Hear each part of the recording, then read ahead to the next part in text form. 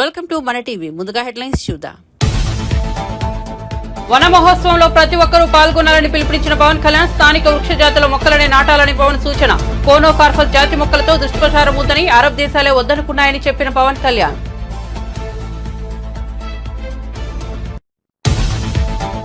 పిల్లి సుభాష్ వైసీపీని వీడుతున్నారంటూ ప్రచారం. తాను నైతిక విలువలు కలిగిన వ్యక్తినన్న సుభాష్. తప్పుడు వార్తలు రాయొద్దని మీడియాకు హితవు.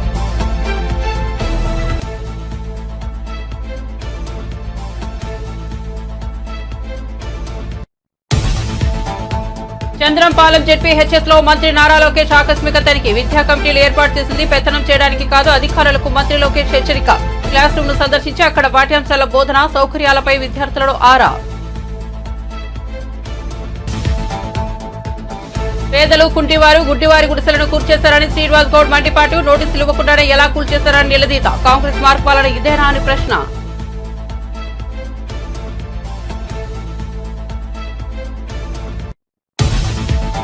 కాంగ్రెస్ బీఆర్ఎస్ ల తీరును ఆ పార్టీల కార్యకర్తలు అర్థం చేసుకోవాలని బండి సంజయ్ సూచన. హైడ్రా పేరుతో హైడ్రామా చేస్తున్నారని విమర్శ. అసదుద్దీన్ ఓవైసీకి రేవంత్ రెడ్డి భయపడ్డారని ఎద్దేవా.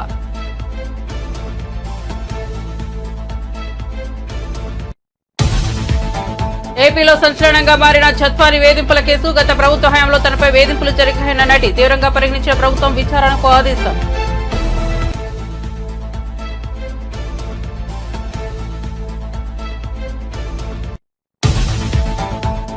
ముఖ్యమంత్రి సోదరుడు తిరుపతి రెడ్డి నివాసానికి హైడ్రా నోటీసులు. హైడ్రా నోటీసులపై స్పందించిన సీఎం రేవంత్. సోదరుడు తిరుపతి రెడ్డి బఫర్ జోన్ లో ఉంటే ఏ చర్యలు తీసుకున్నా ఓకే అన్న తిరుపతి రెడ్డి.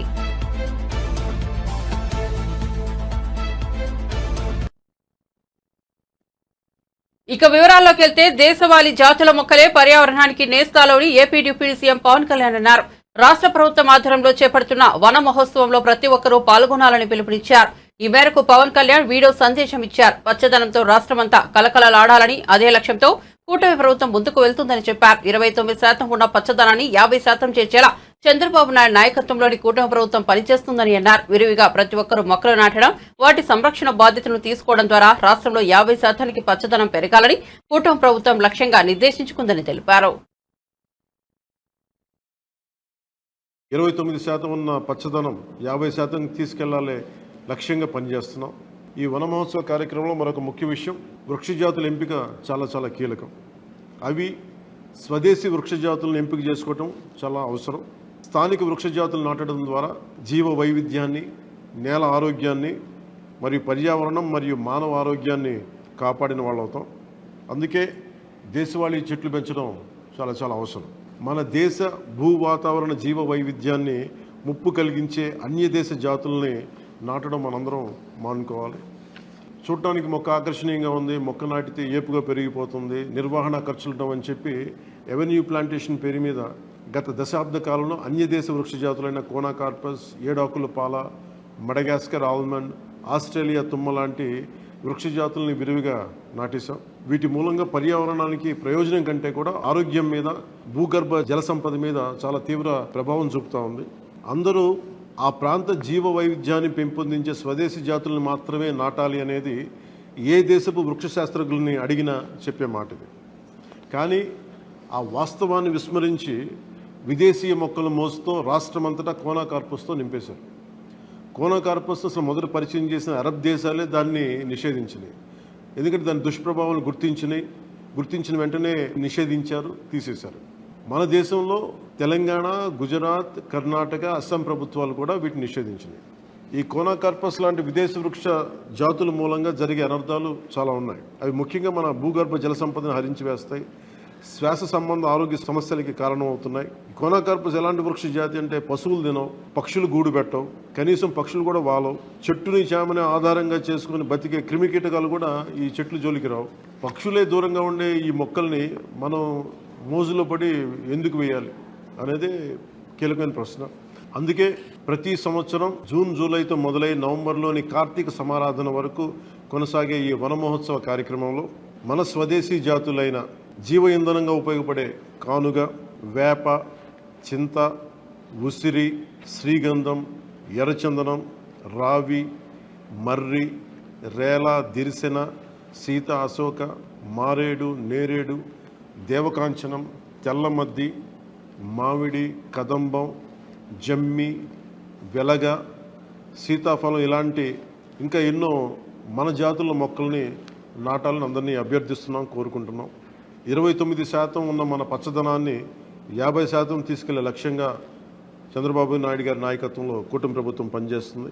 అందరం కలిసి పచ్చదనాన్ని పెంచుకుందాం, పర్యావరణాన్ని కాపాడుకుందామని తెలియజేస్తాం. విశాఖపట్నం జిల్లా భీమిలిలోని కస్తూరిబా గాంధీ బాలికా విద్యాలయాన్ని మంత్రి నారా లోకేష్ ఆకస్మిక తనిఖీ చేశారు. 10వ తరగతి క్లాస్ రూమ్ ను సందర్శించి అక్కడ పాఠ్యాంశాల బోధన సౌకర్యాలపై విద్యార్థులను ఆరా తీశారు. వెలుపల చెప్పులు వదిలి మంత్రి క్లాస్ రూమ్స్ ను సందర్శించారు. వెనుకబడిన విద్యార్థుల కోసం పాఠశాలలో ఏర్పాటు చేసిన రెమిడియల్ క్లాస్ రూమ్ ను మంత్రి సందర్శించారు. అక్కడ ఏర్పాటు చేసిన టీచింగ్, లెర్నింగ్ మెటీరియల్ ను పరిశీలించారు. లోకల్ ఫర్ వోకల్ పేరుతో ఏర్పాటు చేసిన ఎగ్జిబిషన్ ను మంత్రి లోకేష్ సందర్శించారు. స్థానిక ఉత్పత్తులను ప్రపంచానికి పరిచయం చేయడమే తమ లక్ష్యమని విద్యార్థులను తెలిపారు. కేజీపీవీలో బోధనా పద్ధతులు, సౌకర్యాలను ప్రిన్సిపల్ కుమారి గంగా మంత్రికి వివరించారు. I have a 9-year-old boy who's in 4th class. I don't know any lab, no devices. Computer lab, any doses are very good. Indoor computer lab for sure. Okay, all the best. Thank you, sir. Bye, bye. All the best. Bye. Bye. Bye. Indian Navy, sir. Thank you, sir. Okay, do you know about BrahMos? Yes, sir. Can you explain what is that? BrahMos, sir. It is a rocket. It is a missile, sir. It is. Gudlavalleru engineering It is made by India only, sir. Its range was 45 kilometers. I don't know. Russia and India. This range is 450 to 500 kilometers. It is supersonic missiles. What do you mean by supersonic? It is fastest. This is. Yes, no, Peru. Sir. Gudlavalleru engineering college ఘటనపై విచారించేందుకు ప్రత్యేక విచారణ అధికారిని నియమించారు. వారితో పాటు మరో 5 మందితో కలిసిన పోలీస్ సాంకేతిక సిబ్బందితో విచారణ బృందాన్ని ఏర్పాటు చేశారు. జిల్లా పోలీస్ అధికారి ఆదేశాల మేరకు విచారణ బృందం వెంటనే రంగంలోకి దిగి బాలికల వసతి గృహంలో తనిఖీలు మొదలుపెట్టింది. మంత్రి కొల్లు రవీంద్రతో పాటు జిల్లా కలెక్టర్ డీకే బాలాజీ, జిల్లా ఎస్పీ గంగాధర్రావు, పరిణ శాసనసభ్యులు కాగిత కృష్ణప్రసాద్, మాజీ ఎంపీ కొనకల నారాయణరావు గుడ్లవల్లేరు ఇంజనీరింగ్ కళాశాలలోని బాలికల వసతి గృహం వద్దే ఉండి విద్యార్థుల నుంచి వాస్తవ పరిస్థితులను అడిగి తెలుసుకున్నారు. మరి ఎవరు కూడా అటువంటి సాహసం చేయడానికి అవకాశం లేకుండా ఉంటాయని నేను తెలియజేస్తా ఉన్నాను. అంతేకాకుండా ఈ ఇన్వెస్టిగేషన్ అనేటువంటిది non linear junction detector NLGD అనేటువంటి ఒక ఆపరేటర్స్ తో కూడా మేము దీన్ని చేసేదానికి మేము సిద్ధంగా ఉన్నాము. కానీ ఇక్కడ ఉన్నటువంటి సిచ్యువేషన్ ఎటువంటి పరిస్థితుల్లో దృష్ట్యా మాకు కొంచెం వెసులుబాటు కల్పించినట్లయితే మీ అన్ని కూడా మాకు సహకరించినట్లయితే మేము చేయడం జరుగుతుంది. అట్లాగే నిన్న నైట్ అలాగే ఈ రోజు మార్నింగ్ కూడా ఒకసారి వెరిఫై చేయడం జరిగింది. అంతేకాకుండా ఈ టోటల్ ప్రెమైసెస్ లో కూడా ఎక్కడైనా సరే ఏమైనా కెమెరాస్ ఉన్నాయని ఎంటైర్ క్యాంపస్ మేము తరోగా చెక్ చేయడం కూడా జరుగుతుంది. అంతేకాకుండా ఈ యొక్క ఇన్వెస్టిగేషన్ త్వరితగతిన నిన్న ఏదో చెప్తా ఉన్నారు, అంత సమయం పట్టేంత పెద్ద కేసు కూడా కాదు ఇది. ఇమ్మీడియట్ గా దీన్ని మా యొక్క స్పెషల్ టీమ్ ని ఏర్పాటు చేసి ఈ యొక్క ప్రోగ్రెస్ కేసులో ఉండడమే కాకుండా దీన్ని ఏ రకంగా మేము దీన్ని ఇన్వెస్టిగేషన్ చేస్తున్నాం అనేది కూడా ట్రాన్స్పరెంట్ మేనర్ లో కూడా మేము చెప్పడం జరుగుతుంది.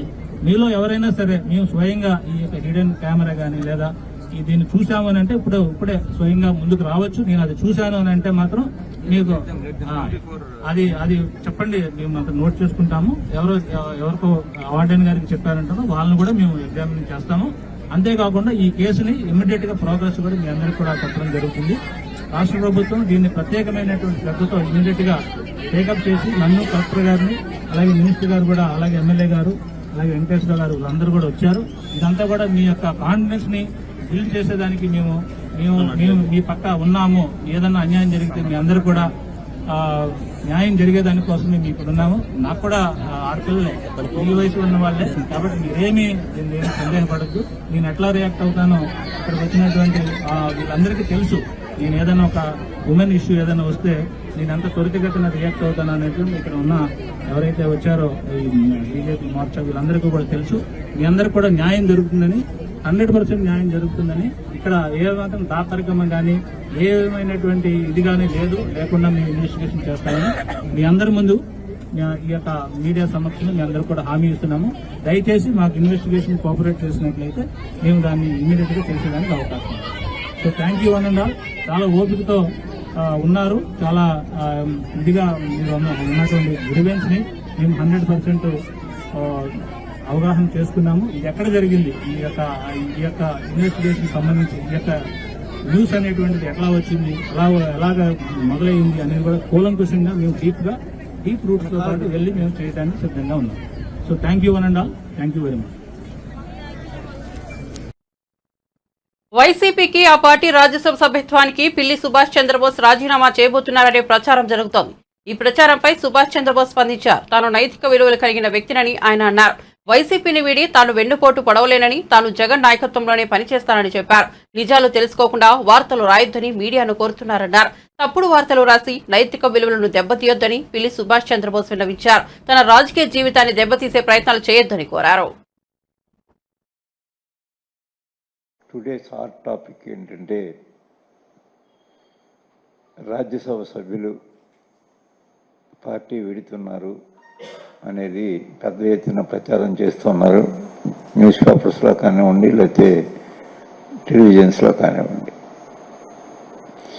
మీ అందరికీ ఒక క్లారిటీ ఇవ్వాలని ఈరోజు మేము ముందుకు రావడం జరిగింది. మరో ఇద్దరు మా సహచరులు ఇద్దరు, ఒకటి పెద్దలు శ్రీ గొల్ల బాబురావు గారు, తర్వాత మేడ రఘునాథ్ రెడ్డి గారు కూడా రావాల్సింది. కానీ బాబురావు ఢిల్లీ నుంచి ఫోన్ చేశారు నాకు రాత్రి. రఘునాథ్ రెడ్డి గారు కూడా ఇవాళ మార్నింగే ఫోన్ చేశారు. మేము అనివార్య కారణాల వల్ల వివేకుని పనుల్లో ఉండటం వల్ల రఘునాథ్ రెడ్డి గారు, అలాగే బాబురావు వారి కోడలు గారు అనుకుంటాను, హెల్త్ బాగుండలేదు, ఢిల్లీలో ఉన్నాను, రాలేకపోతున్నాను, హెల్డప్ అయిపోయాను. ఇక్కడ చెప్పండి ప్రెస్ వారికి. నేను జగన్మోహన్ రెడ్డి గారి నాయకత్వాన్ని బలపరుస్తూ వారితో కొనసాగడం నిర్ణయించుకున్నానని చెప్పడం జరిగిందనే విషయం కూడా ఇవాళ మా మిత్రులందరూ ముందు ఉంచడానికి చాలా సంతోషం వ్యక్తం చేస్తూ ఉన్నాను. మీ అందరికీ తెలుసు, వైఎస్ఆర్ కాంగ్రెస్ పార్టీ ఆవిర్భావానికి ముందు నుంచి కూడా నేను కానీ అదే ఏఎజ్ రామరెడ్డి గారు కానీ వైఎస్ఆర్ కాంగ్రెస్ పార్టీకి మరి విస్తృతంగా ప్రచారం చేస్తూ జగన్మోహన్ రెడ్డి గారి నాయకత్వాన్ని బలపరిచాం. నేనైతే అప్పటికింకా 4 సంవత్సరాలు నాకు మంత్రి పదవి ఉండగానే కూడా దాన్ని త్యజించి వైఎస్ఆర్ కాంగ్రెస్ పార్టీలోకి నేను రావటం, నేను వచ్చిన దగ్గర నుంచి జగన్మోహన్ రెడ్డి గారు కూడా నాకు ఏ విధమైన అన్యాయం చేయలేదు. మరి పేపర్లో ఎందుకు వెళ్ళిపోతున్నాయని నా మీద రాస్తున్నారో నేను అప్పుడే 1-2 సార్లు చెప్పాను కూడా. ప్రెస్కి, మా సాక్షి పేపర్కి చెప్పాను, ఎన్టీవీకి చెప్పాను. అయినా ప్రతిరోజు మరి ఏదో సమయంలో మరి మా మీద ప్రచారం చేయటం కొంచెం నాకు బాధ అనిపించింది. ఎందుచేత బాధ అనిపించిందంటే, ఉన్న క్యాబినెట్ మంత్రి పదవిని విడిచిపెట్టి ఈ పార్టీలోకి వచ్చిన తర్వాత నేను ఎన్నికల్లో ఓటమి చెందిన జగన్మోహన్ రెడ్డి గారు నాకేమి నా ప్రాధాన్యత మాత్రం అది పార్టీలో కానీ లేదా అధికార పదవుల్లో కానీ నాకు ఏమాత్రం కూడా నన్ను తగ్గించలేదు. డిప్యూటీ చీఫ్ మినిస్టర్గా కూడా నాకు నా పదవిని అప్హెల్డ్ చేయటం కూడా జరిగింది ఆయన. మరి అటువంటిప్పుడు నా వ్యక్తిత్వం కూడా మీలో అందరికీ తెలుసు. ఎక్కడ ప్రలోభాలకు లోబడో లేకపోతే ఇంకా మంచి పదవులు ఇస్తామని ఎవరైనా ప్రలోభ పెట్టిన దానికి తల వంచో మరి నీ తత్వం కాదు నాది. నేను రాజకీయాల్లోకి వచ్చినప్పటి నుంచి నాకు మొట్టమొదటగా నాకు హైదరాబాద్లో కూడా పరిచయం పెద్దగా ఎవరితో నాకు పరిచయం లేదు. మా తూర్పుగోదావరి జిల్లాలో వైసీపీ ప్రభుత్వం హయాంలో అరాచకాలకు నటి జిత్వాని ఉదంతం ఒక నిదర్శనమని టీడీపీ నేత బుద్ధా వెంకన్న అన్నారు. శుక్రవారం ఆయన మీడియాతో మాట్లాడారు. విజయసాయిరెడ్డి శాంతి వ్యవహారం చూసాం, గంట అరగంట మంత్రులు ఏమన్నారో చూసాం. ఇప్పుడు వైసీపీ ప్రభుత్వంలో సకల శాఖల మంత్రి చేసిన దారుణం చూస్తున్నాం. జగన్ పాలనకు చంద్రబాబు పాలనకు ఎంత తేడా ఉందో చూడండి. జగన్ వారి మంత్రులు చేసిన అరాచకాలు దారుణాలు అన్ని ఇన్ని కావు. ఆడుకుందాం ఆంధ్ర అని కోట్లు దోచుకున్నారు. ఆడుదాం ఆడవాళ్లతో అని అమాయక మహిళల జీవితాలను నాశనం చేశారంటూ బుద్ధా వెంకన్న మండిపడ్డారు. జగన్మోహన్ రెడ్డి హయాంలో చేసినటువంటి దోపిడీలు, దొంగతనాలు, అలాగే భూ కబ్జాలు, రోజుకి వేలాది మంది వచ్చి ఫిర్యాదులు చేస్తుంటే జగన్మోహన్ రెడ్డి చేసినటువంటి అరాచకాలు, జగన్మోహన్ రెడ్డి మంత్రులు, ఎమ్మెల్యేలు, ఎంపీలు చేసినటువంటి దోపిడీలకి ఒక శాఖనే పెట్టాలనేటువంటి ఆలోచన. ఇవాళ కూటమి ప్రభుత్వంలో చంద్రబాబు నాయుడు గారు ఒక పక్క, పవన్ కళ్యాణ్ గారు ఇంకొక పక్క, పురంధేశ్వర గారు ఒక పక్క, వీళ్ళు ముగ్గురు కూడా పోయిన ప్రభుత్వంలో జరిగినటువంటి అరాచకాలు ఏమైనా ఉంటే దాని గురించి మీరు చెప్పండి అని ఫిర్యాదులు తీసుకుంటుంటే ప్రజలు క్యూ కడుతున్నారు. మరి అది జగన్మోహన్ రెడ్డి ప్రభుత్వంలో జరిగినటువంటి. ఇక కాదాంబరి గారి విషయానికి వస్తే, ఆ రోజు ఆడదాం ఆంధ్ర అని ఒక కార్యక్రమాన్ని తీసుకున్నారు. ఆడదాం ఆంధ్రానా, ఆడదాం ఆడాలతానన్నా, ఏంటిది చెప్పండి. ఇన్ని కేసులు, ఇందులో ఒక్కరినైనా మీరు పార్టీ నుంచి సస్పెండ్ చేశారా? మీరు పెట్టినటువంటి కార్యక్రమం ఆడదాం ఆంధ్రానా, ఆడదాం ఆడవాళ్ళతోనా అనేది చెప్పాల్సిన విషయం. పెద్ద దుర్మార్గం ఏంటంటే, ఏదైతే కుక్కల విద్యాసాగర్ ఉన్నాడో అతను చేసినటువంటి లైంగిక దాడికి సాక్షాత్తు ఆ రోజు ఉన్నటువంటి విజయవాడ కమిషనర్ ఇది కూడా ఉందని మనం వార్తల్లో చూస్తున్నాం. ఇవాళ ఇంకో వార్తలో చూసా, గత 3 రోజులుగా డీజీపీ ఆఫీసుకు కూడా కాంతి రాణా టాటా, ఎవరైనా ఒకటే, ప్రజాస్వామ్య వ్యవస్థలో పోలీస్ అయినా, ప్రజలైనా, మంత్రులైనా, ఎమ్మెల్యేలైనా ఎవరైనా సరే తప్పు చేస్తే ప్రజలకు చెప్పాల్సినటువంటి బాధ్యత మన మీద ఉంది. ఆ రోజు కమిషనర్గా ఉన్నటువంటి కాంతి రాణా టాటా మరి ఈ వ్యవహారంలో ఒక దోషిని పట్టుకోవాల్సింది పోయి మరి దోషిని ఎంకరేజ్ చేశాడంటే, ఆ రోజు ప్రభుత్వ పెద్దలు మరి ఇందులో ఎంత అర్థం ఉందో ప్రతి ఒక్కరూ తెలుసుకోవాలి. అదే గుడ్లవల్లేరు ఘటనపై ప్రభుత్వ ఘోర వైఫల్యం కనిపించిందని వైఎస్ఆర్సీపీ అధికార ప్రతినిధి పుత్తా శివశంకర్ మండిపడ్డారు. వాష్రూమ్లో కెమెరాలు పెట్టినట్లు విద్యార్థులను గుర్తించి ఫిర్యాదు చేసినా కాలేజీ యాజమాన్యం ఎందుకు స్పందించడం లేదని ఆయన ప్రశ్నించారు. పోలీసులు వెంటనే స్పందించలేదు. లక్షలాది రూపాయల ఫీజులు తీసుకుని విద్యార్థుల మానంతో ఆడుకుంటున్నారా? అనేక ఐటీడీటీలో విద్యార్థులు అస్వస్థకు గురయ్యారు. 1000 మంది విద్యార్థులు ఆసుపత్రి పాలైతే నో పోలీస్. గుడ్లవల్లేరులో రాత్రి నుంచి విద్యార్థులను ఆందోళన చేస్తుంటే నో పోలీస్. గుడ్లవల్లేరు వెళ్లడానికి హోంమంత్రికి తీరిక లేదా? సకల శాఖ మంత్రి లోకేష్ ఏం చేస్తున్నారంటూ శివశంకర్ ప్రశ్నించారు. ఈ యొక్క వ్యవహారం గురించి మీరు కంప్లైంట్ చేయలేదు. ఒకవేళ మీరు అంటే కళాశాల యాజమాన్యం కంప్లైంట్ చేసినా కూడాను పోలీసు వ్యవస్థ రెస్పాండ్ కాలేదా? ఇక్కడ తెలియాల్సినటువంటి అవసరం ఉంది.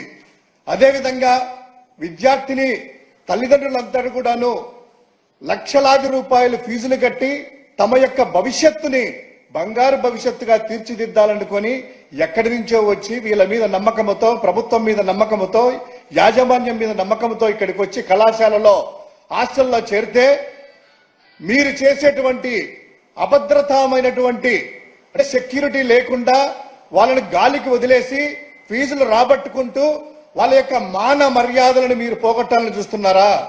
ఇది పూర్తిగా ప్రభుత్వ వైఫల్యము. అదేవిధంగా ఈ యొక్క కూటమి ప్రభుత్వం వచ్చిన తర్వాత విద్యా వ్యవస్థ సర్వనాశనం అయిపోయింది. ఎక్కడ చూసినా కూడాను కలుషితమైనటువంటి ఆహారము. ఇదే యొక్క ఇన్సిడెంట్ జరిగినటువంటి జిల్లాలోనే నూజివీడులో తీసుకున్నట్లయితే ఆ యొక్క IIITలో దాదాపు 1000 మంది పైగా వారం రోజుల నుంచి విద్యార్థులు కలుషిత ఆహారంతో, నాణ్యమైన ఫుడ్ లేక ఆ యొక్క జ్వరాలతో ఆసుపత్రుల పాలైతే నో ప్రభుత్వం, నో పోలీస్. ఇక్కడ ఎవ్వరు కూడా పట్టించుకునేటువంటి యొక్క మానాన పోలేదు. అదేవిధంగా ఇక్కడ ఈ యొక్క గుడ్లవల్లి ఇంజనీరింగ్ కళాశాలలో అర్ధరాత్రి నుంచి జరుగుతా ఉంటే ఏ యొక్క హోంమంత్రికి వెళ్ళడానికి తీరిక లేదా? ముఖ్యమంత్రి వారికి తీరిక లేదా? అదేవిధంగా అన్ని తానై సకల శాఖ మంత్రిగా ఉన్నటువంటి లోకేష్ గారికి తీరిక లేదా? ఈ విద్యకు సంబంధించినటువంటిది కూడా ఆయనే కదా. ఏదో పట్టుకొని ఒక విచిత్రమైనటువంటి విన్యాసాలు సోషల్ మీడియాలో రన్ చేస్తా ఉన్నారు. వాళ్ళకి సంబంధించింది ఏదో వైఎస్ఆర్ పార్టీకి చూద్దామనేటువంటి ప్రణాళికలు కూడాను. ఇక్కడ చూస్తే అయితే ఆ విద్యార్థులు ఎవరైతే ఈ యొక్క పేర్లు వాడుతున్నారో దీంట్లో ప్రధానమైనటువంటి నిందితుడు అనేటువంటి విజయ్ అనేటువంటి వ్యక్తి. ముఖ్యమంత్రి రేవంత్ రెడ్డి సొంత జిల్లాలోని అర్ధరాత్రి పూట పేదలు దివ్యాంగుల ఇళ్లను కూల్చివేశారని మాజీ మంత్రి బీఆర్ఎస్ నేత శ్రీనివాస్ గౌడ్ మండిపడ్డారు. బీఆర్ఎస్ భవన్ లో ఏర్పాటు చేసిన మీడియా సమావేశంలో ఆయన మాట్లాడుతూ మహబూబ్ నగర్ పట్టణ సమీపంలో పేదలు, కుంటివారు, గుడ్డివారు గుడిసెలు వేసుకుని ఉంటున్న ఇళ్లను కూల్చేశారని మండిపడ్డారు. నోటీసులు ఇవ్వకుండానే ఎలా కూల్చివేశారని ప్రశ్నించారు. అర్ధరాత్రి 1 గంట సమయంలో ఫోన్లు లాక్కొని జేసీబీలతో ఇళ్లను కూల్చేశారన్నారు. బంజారా హిల్స్, జూబ్లీ హిల్స్ లో ఉంటే కోటీశ్వరుల ఇల్లు అనుకున్నారా ఏంటి అని ప్రశ్నించారు. వీరిని చూస్తే కనికరం ఎందుకు కలగలేదని ఆవేదన వ్యక్తం చేశారు. ఇది తెలంగాణ మహిమనాలు కాదు, తెలంగాణలో ఎక్కడ జరిగినా మేము వస్తాం. ఇక ఇలాంటిది పేదల ఇల్లు ఎవడు కూలగొట్టినా ఎవరు కూలగొట్టినా వాడిని వదిలిపెట్టాం. అధికారి కావచ్చు, దళారి కావచ్చు, రాజకీయ నాయకుడు ఎవడు కావచ్చు, పేదల ఇళ్ళ జోలికి ఎవడొచ్చినా ఊరుకోం, అందుల జోలికి ఎవరొచ్చినా ఊరుకోం, వికలాంగుల జోలికి ఎవరొచ్చినా ఊరుకోం. మాకు కులం మతం లేదు. తెలంగాణలో సంబంధ వర్గాలు కొట్లాడితే తెచ్చుకున్నాం తెలంగాణ. మేము తెచ్చుకున్న తెలంగాణలో ఏ ఒక్క పేదోడు చనిపోదు, ఏ ఒక్క పేదోడు కన్నీట్ల కార్చొద్దని తెచ్చుకున్నాం. మోసిన వాడికి కావడి మోసిన వాడికే కావడి బరువు తెలుస్తుంది, మోయిన వాళ్ళకి తెలియదు. ఆకలి అయినోనికి ఆకలి బాధ తెలుస్తుంది, నిండుకు రోజు ఫుల్ తినని తెలియదు. ఎన్నో కష్టాలతో ఎన్నో బాధలతో తెచ్చుకున్నాం. కనుక దయచేసి దీన్ని ఒక మానవీయ కోణంలో ఆలోచన చేసి పక్కా మోడల్ కాలనీగా ఒక కాలనీ గులగొట్టిన తర్వాత బ్రహ్మాండంగా మోడల్ కాలనీ కట్టించిండ్రు. వీళ్ళందరి పోరాటం వల్ల ఒక మోడల్ కాలనీ వచ్చింది అన్న స్థాయిలో చేయాలని చెప్పి మీడియా మిత్రులకు హృదయపూర్వకంగా రిక్వెస్ట్ చేస్తూ దయచేసి దాన్ని అన్ని ఛానల్ కూడా సందర్శించి దీన్ని ఒక విప్లవం మాదిరిగా దేశవ్యాప్తంగా అందరికి అన్ని ప్రభుత్వాలు ఏ ప్రభుత్వం కూడా ఏ రాష్ట్రాలు కూడా ఏ ప్రభుత్వం కూడా వాళ్ళకు అన్ని సౌకర్యాలు కలిగించాలి.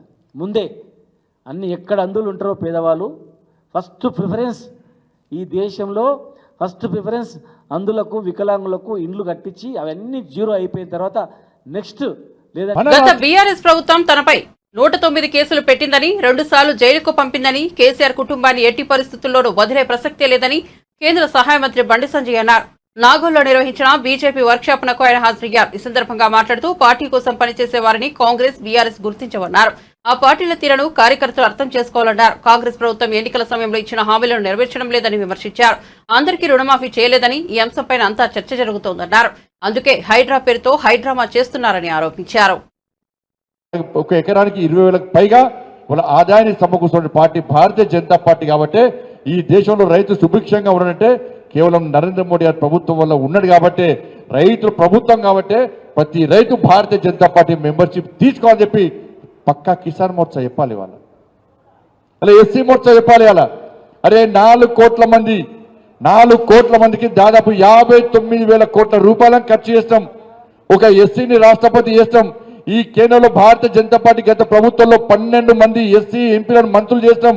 ఈసారి మా మెజార్టీ తగ్గినా కూడా 10 మంది ఎస్సీ ఎంపీలను మంత్రులు చేసిన ఘనత భారతీయ జనతా పార్టీ. కాబట్టి ప్రతి సంవత్సరం ప్రతి బ్రాంచ్ నుంచి ఒక్కొక్క సంవత్సరం 1,25,000 మందిని పారిశ్రామికవేత్తలుగా మార్చి ఉద్యోగం అడుక్కునే స్థాయి కాదు, ఉద్యోగం ఇచ్చే స్థాయికి ఎస్సీ సమాజంలోని యువతను తీసుకురావాలని చెప్పి ఒక దృఢ సంకల్పంతో నరేంద్ర మోడీ గారు 1,25,000 మందిని ప్రతి సంవత్సరం పారిశ్రామికవేత్తలుగా చేస్తున్నారు. కాబట్టి ప్రతి దళిత సమాజానికి సంబంధించిన వ్యక్తి ఇలా భారతీయ జనతా పార్టీ మెంబర్షిప్ తీసుకోవాలని చెప్పి ఎస్సీ మోర్చా చెప్పాల్సింది. వాళ్ళు ఇలా ఎస్సీ మోర్చా చెప్పాలరే ద్రౌపది ముర్ము గారిని రాష్ట్రపతి చేస్తాం,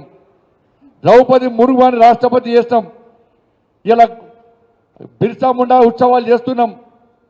అనేక మంది ఎస్టీ ఎంపీలని ఇవాళ పోయినసారి 8 మంది ఎస్టీ ఎంపీలను మంత్రులు చేస్తాం.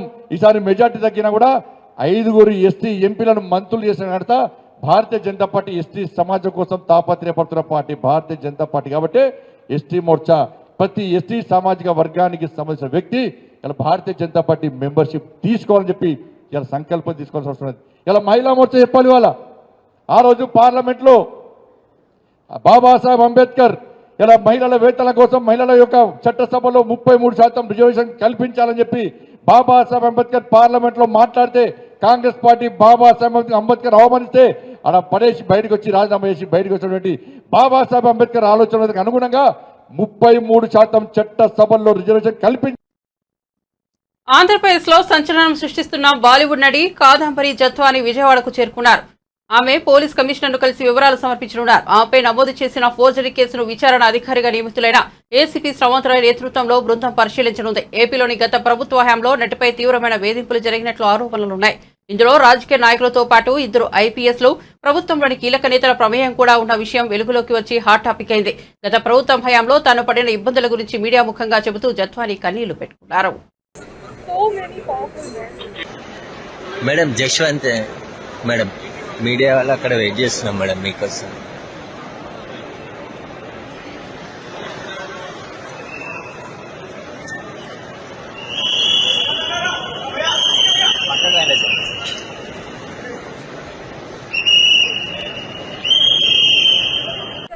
Support.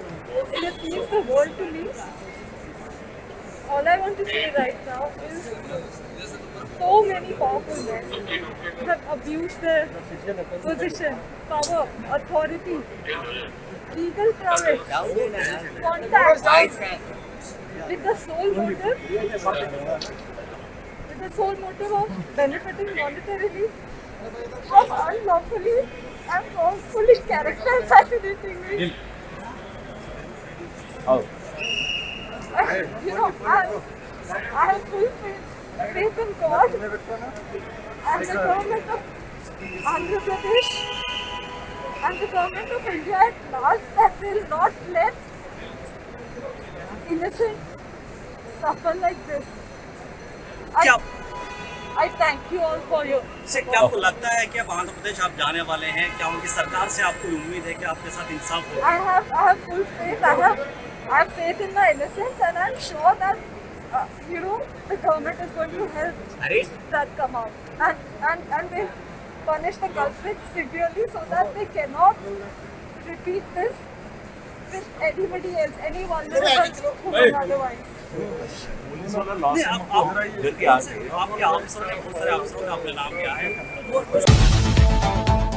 వన మహోత్సవంలో ప్రతి ఒక్కరూ పాల్గొనాలని పిలుపునిచ్చిన పవన్ కళ్యాణ్ స్థానిక వృక్ష జాతుల మొక్కలనే నాటాలని పవన్ సూచన. కోనోకార్పస్ జాతి మొక్కలతో దుష్ప్రచారం ఉందని అరబ్ దేశాలే వద్దనుకున్నాయని చెప్పిన పవన్ కళ్యాణ్.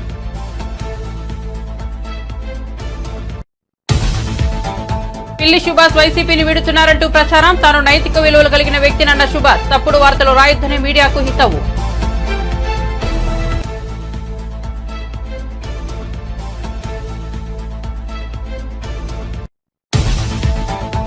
చంద్రంపాలెం జెడ్పీహెచ్ఎస్ లో మంత్రి నారా లోకేష్ ఆకస్మిక తనిఖీ. విద్యా కమిటీలు ఏర్పాటు చేసింది పెత్తనం చేయడానికి కాదు, అధికారులకు మంత్రి లోకేష్ హెచ్చరిక.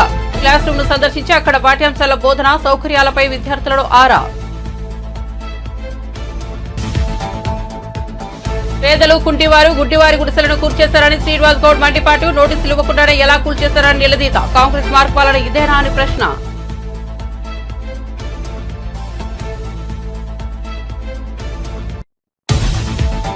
కాంగ్రెస్ బీఆర్ఎస్ ల తీరును ఆ పార్టీల కార్యకర్తలు అర్థం చేసుకోవాలని బండి సంజయ్ సూచన. హైడ్రా పేరుతో హైడ్రామా చేస్తున్నారని విమర్శ. అసదుద్దీన్ ఓవైసీకి రేవంత్ రెడ్డి భయపడ్డారని ఎద్దేవా.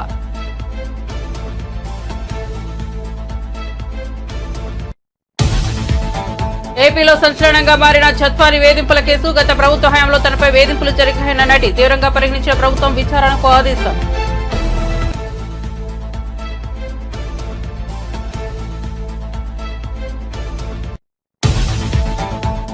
ముఖ్యమంత్రి సోదరుడు తిరుపతి రెడ్డి నివాసానికి హైడ్రా నోటీసులు. హైడ్రా నోటీసులపై స్పందించిన సీఎం రేవంత్. సోదరుడు తిరుపతి రెడ్డి బఫర్ జోన్ లో ఉంటే ఏ చర్యలు తీసుకున్నా ఓకే అన్న తిరుపతి రెడ్డి.